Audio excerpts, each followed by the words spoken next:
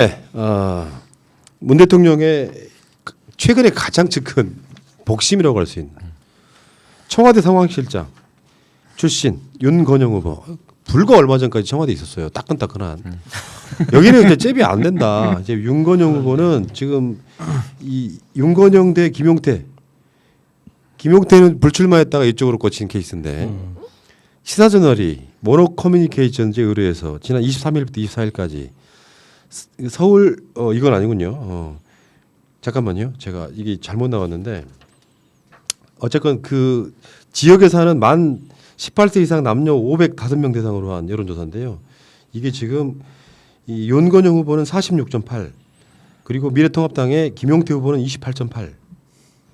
이건 뭐 볼 게 없죠. 이게 지금 구로울 같은 경우는 그 박영선 장관 지역구죠. 예. 워낙에 그 민주당 세가 강한 곳이기도 하지만 이렇게 매치업을 시켰는데도 불구하고 김용태가 이렇게 쪽을 못 쓰면은 이게 이 전략 공천한 보람이 있겠어요? 불출마한 사람 끌어다가 꽂아 내리긴 했지만 거의 더블 스코어 차이가 나오고 있잖아요 지금. 그러니까 김용태 의원이 출마할 때 좀 부끄러운 이야기를 했죠. 자기 입으로 자기가 자객이라고. 그랬어요? 그래서 윤건영 잡으러 나온다고. 아니 삼선 의원이나 된 사람이 예. 지금 그 정체 막 입문한 사람을 자객으로 하고 나와? 미안하다 그 구소속 시진이 옛날에 할 때 쓰는 말이잖아요. 이렇게 와서 자객을 하겠다는 거에 대해서.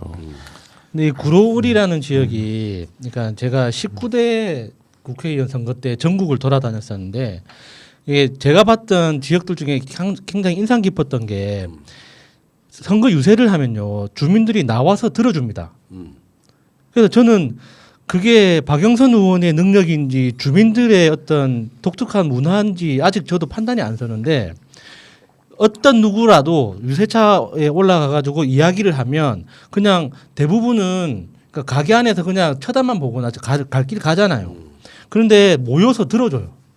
그래서 후보자가 굉장히 힘이 납니다. 그래서 이게 굉장히 재미있는 곳이다라고 생각을 했는데 이번에 윤건영 후보가 그런 어떤 문화적인 어떤 힘을 많이 받을 거예요.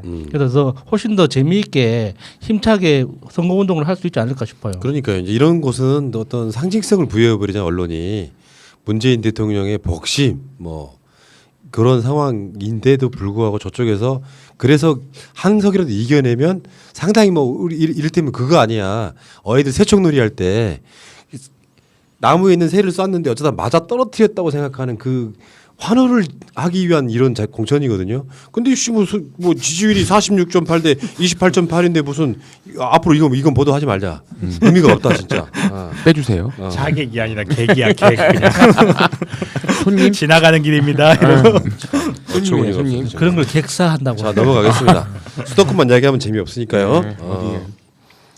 목포로 갑니다. 야, 관심 지역구였는데 내가 가끔씩 이야기해요. 호남에서 민주당이 당선 안 될 가능성이 높은 지역구가 몇 개 있다.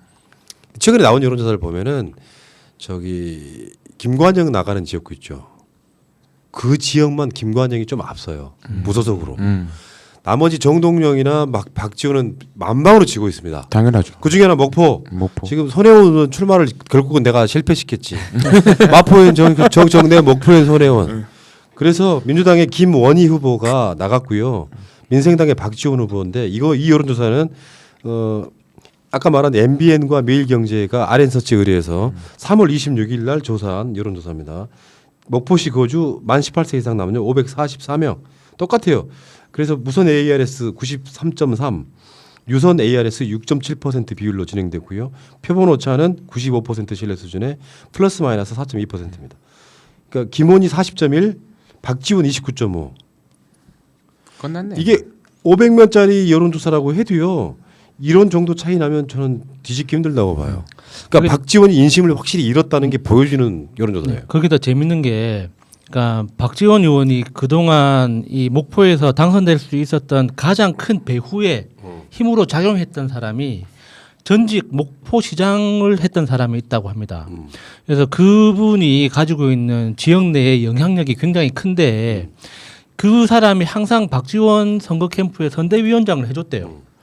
그래서 박지원이 받았던 표 중에 상당 부분이 그 사람이 가지고 온 표였는데 요번에 그러니까 이게 김원희 후보도 그렇고 박지원 의원도 그렇고 다들 이제 다 인간적으로 이 연분이 있는 사람들이래요. 그래가지고 그 사람이 그냥 서울로 튀었답니다. 나는 아무것도 모르겠으니까 너희들끼리 싸우라 하고 튀어가지고 박지원 의원이 지금 멘붕이래요. 제가 그런 말을 했었는데 보수가 분열로 망하고 있다라는 게 이번 선거의 특징이라면 또 한 가지 특징이 뭐냐면 진보가 당을 중심으로 뭉치는 경향이 강해지고 있어요. 예전에는 진보는 인물 중심으로 뭉치는 경향이 있었고 보수는 당을 중심으로 뭉치는 경향이 있었는데 지금 오히려 반대 현상이 나타나고 있거든요.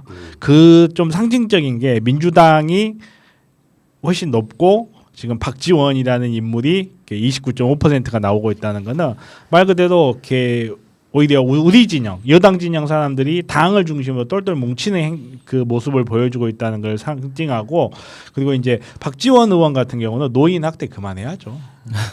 이제 쉬셔야지. 전 좀 쉬으셨으면 좋겠어요. 연세도 있고 하시는데. 그러니까 지금 아까 말한 박지원 말고도 정동영 후보도요 거의 더블 스코어 치고 있더라고요. 호남에 계신 분들이 뿔이 단단히 났어요. 지들 지역 감정 몰이해가지고 그때 뭔가 열심히 싸울 것처럼 사실 그래서 밀어준 거거든요. 그렇죠. 민주당 무능해 보였고. 그러니까 정동영 캠프는 정말 정신 차려야 돼요. 정동영 캠프 주변을 보는 사람들이 어떤 게 제일 안 좋아 보이냐면요. 정동영 캠프 사람들이 정동영을 DY라고 부릅니다. 얼마나 같잖아요. 버릇없이.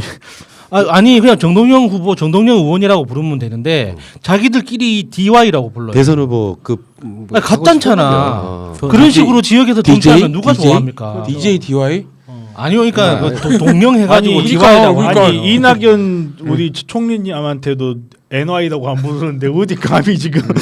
야, 그러니까 이게 있잖아요. 그 전북 전주병 같은 경우는 이게 여론조사한 날짜가 3월 13일부터 14일까지 전주 MBC가 JTV 전주 방송하고 전북 도민일보, 전라일보와 함께 공동으로 해서 코리아 리서치 인터내셔널이 조사한 건데 이거 보면은 민주당의 김성주 후보 51.5, 민생당의 정동영 후보 30.3 이렇게 나오는 상황이에요.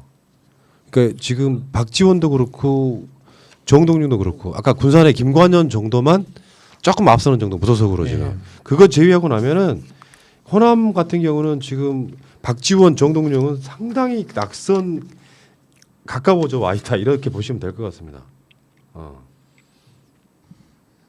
자 그리고요 일단 그 이야기는 여기까지 하시고.